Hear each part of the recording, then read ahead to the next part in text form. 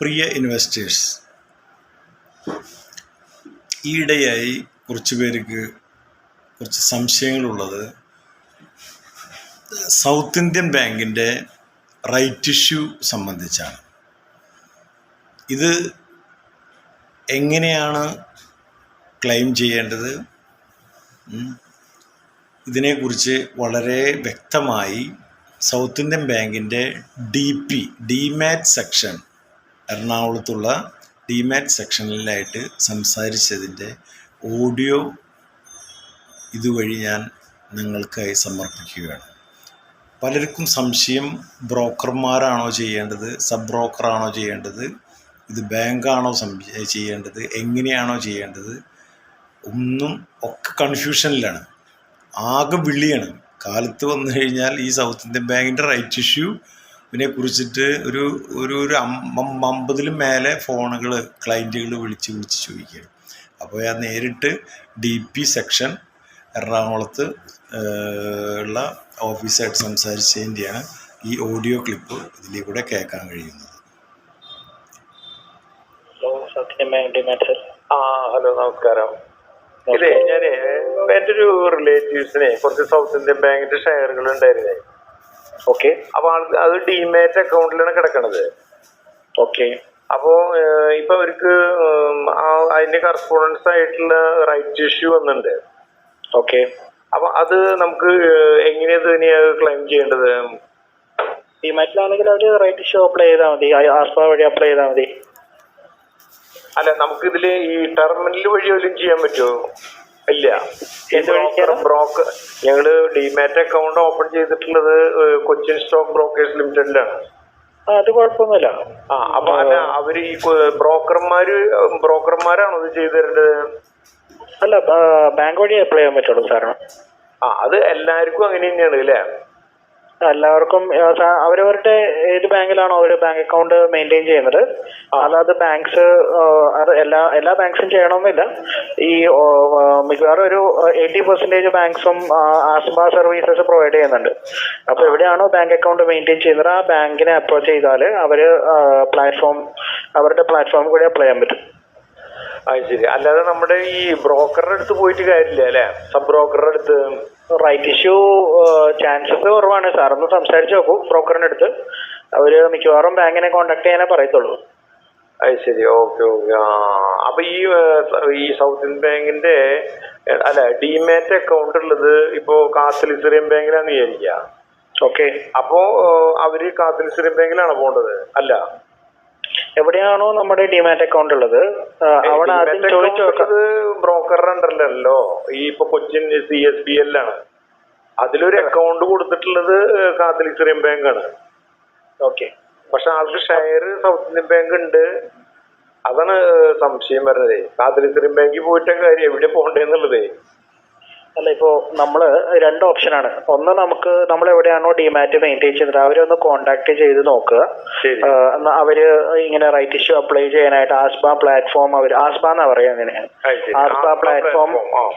ആസ്ബ platform right issue apply ചെയ്യാനായിട്ട് അവർ provide ചെയ്യുന്നുണ്ടോ? ബ്രോക്കർ ആണെങ്കിലും ഏതെങ്കിലും ബാങ്കിന്റെ DP ആണെങ്കിലും അവരോട് ആദ്യം ചോദിച്ചു നോക്കാം. അവർ പ്രൊവൈഡ് ചെയ്യുന്നുണ്ടെങ്കിൽ അവരുടെ പ്ലാറ്റ്ഫോം വഴി അപ്ലൈ ചെയ്യാം.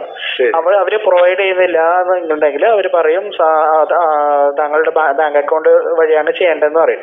ബാങ്കിനെ അപ്രോച്ച് ചെയ്യാൻ പറയും.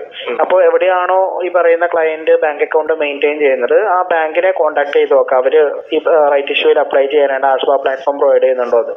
ആ ബാങ്കും പ്രൊവൈഡ് ചെയ്യുന്നില്ല എന്നുണ്ടെങ്കിൽ പിന്നെ ഈ പ്രൊവൈഡ് ചെയ്യുന്ന ഏതെങ്കിലും ബാങ്കിൽ ഒരു ബാങ്ക് അക്കൗണ്ട് ഓപ്പൺ ചെയ്തിട്ട് ചെയ്യേണ്ടി വരും.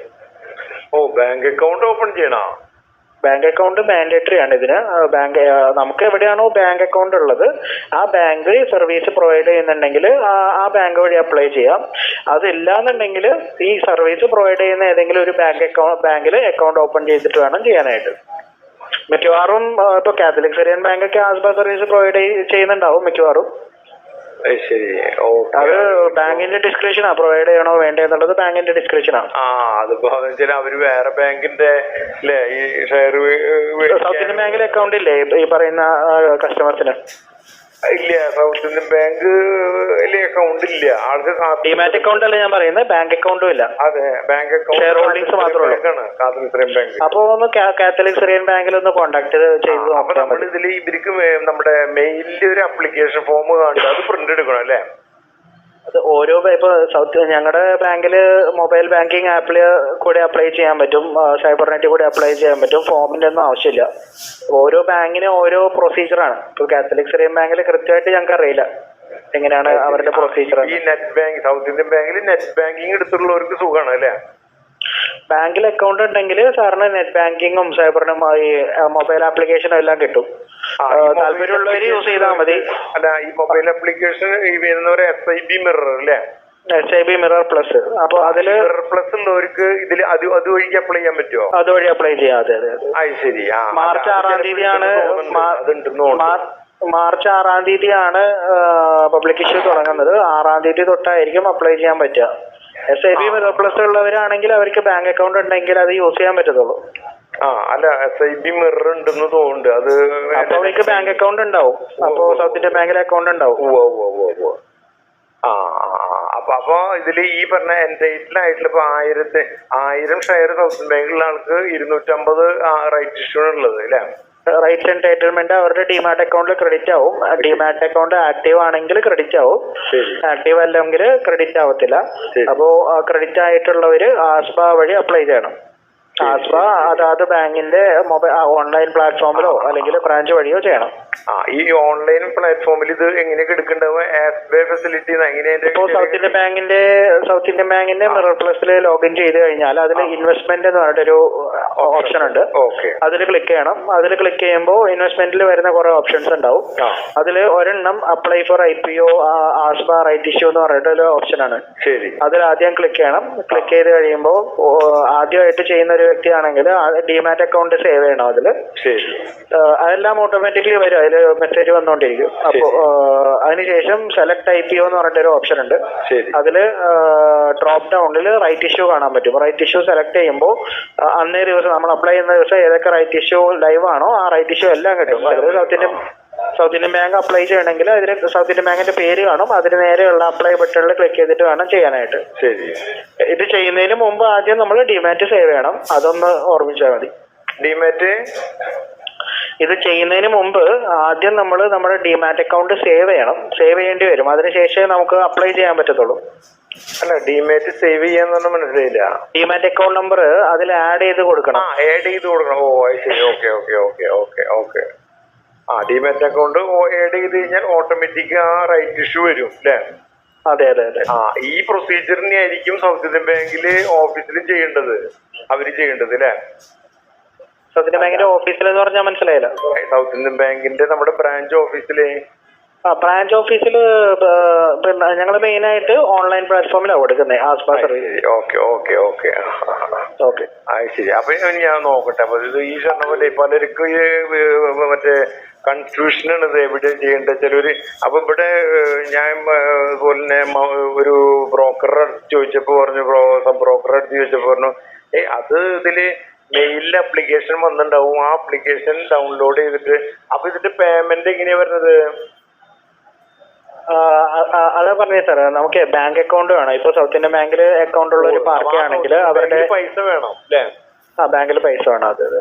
സാറിന്റെ അക്കൗണ്ടിലെ എമൗണ്ട് ബ്ലോക്ക് ആയി കിടക്കും. ഡെബിറ്റ് ആവത്തില്ല കേട്ടോ, ഉടനെ ഡെബിറ്റ് ആവത്തില്ല. സാർ അപ്ലൈ ചെയ്യുമ്പോൾ അത്രയും എമൗണ്ട് ഇപ്പൊ 250 ഷെയർ ആണെങ്കിൽ 22 രൂപ വെച്ചാൽ റൈറ്റ് ഇഷ്യൂ. അപ്പോ 250 × 22 അത് അപ്പോ ഏകദേശം ഒരു 20,000 രൂപയോളം വരില്ലേ?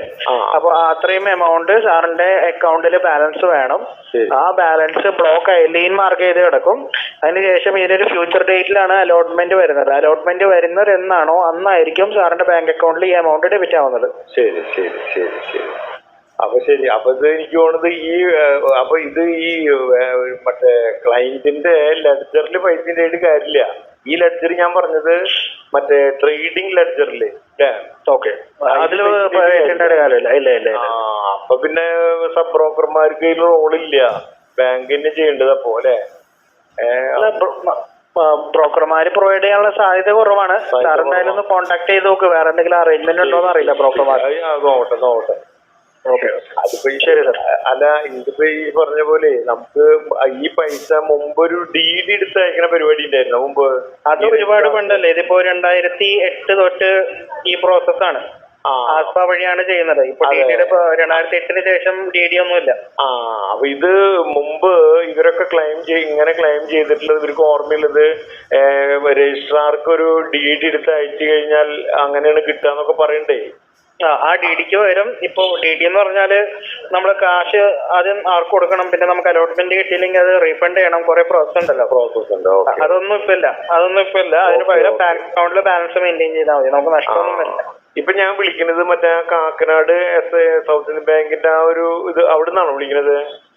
അല്ലല്ല, ഇത് കളമശ്ശേരിയാണ് അല്ലേ? Okay okay okay. Thank you വളരെ ഉപകാരം. Okay okay okay okay thank you. അപ്പോൾ ഈ പറഞ്ഞതാണ് നമ്മുടെ ഈ സൗത്ത് ഇന്ത്യൻ ബാങ്കിൻ്റെ റൈറ്റ് ഇഷ്യൂ ക്ലെയിം ചെയ്യാനുള്ളതിൻ്റെ പ്രൊസീജിയറുകൾ. മനസ്സിലായി? ഇതിൽ നമ്മൾ IPO അപ്ലൈ ചെയ്യണ പോലെയൊന്നും അല്ല. IPO അപ്ലൈ ചെയ്യണമെങ്കിലാണ് നമ്മുടെ ഈ ബ്രോക്കറുടെ അടുത്ത് വരുന്നു, IPO സെലക്ട് ചെയ്യണു. അതിലും ഈ ആസ്ബി തന്നെയാണ് ഈ പൈസ നമ്മുടെ ബ്ലോക്ക് ചെയ്തിടുകയാണ്. അത് നമ്മൾ അപ്രൂവ് ചെയ്ത് കഴിഞ്ഞാൽ ആ പൈസ നമ്മുടെ ബ്ലോക്ക് ചെയ്തിട്ടിട്ട് പിന്നെ അത് ഇഷ്യൂ ചെയ്യുമ്പോൾ ആ പൈസ പോവുള്ളൂ നമുക്ക് അലോട്ടഡ് ആയി കഴിഞ്ഞാൽ.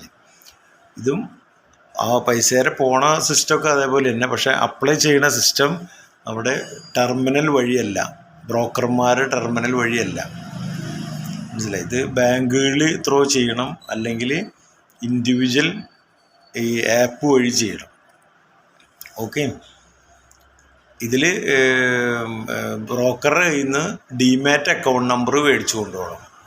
ഡിമാറ്റ് അക്കൗണ്ട് നമ്പർ അതിൽ പഞ്ച് ചെയ്ത് കൊടുത്താലാണ് ആ ഡിമാറ്റ് അക്കൗണ്ട് നമ്പറിൽ സൗത്ത് ഇന്ത്യൻ ബാങ്കിൻ്റെ റൈറ്റ് ഇഷ്യൂ എത്രയാണ് എൻറ്റൈറ്റിൽ ഉള്ളതെന്നുള്ളത് അറിയാം.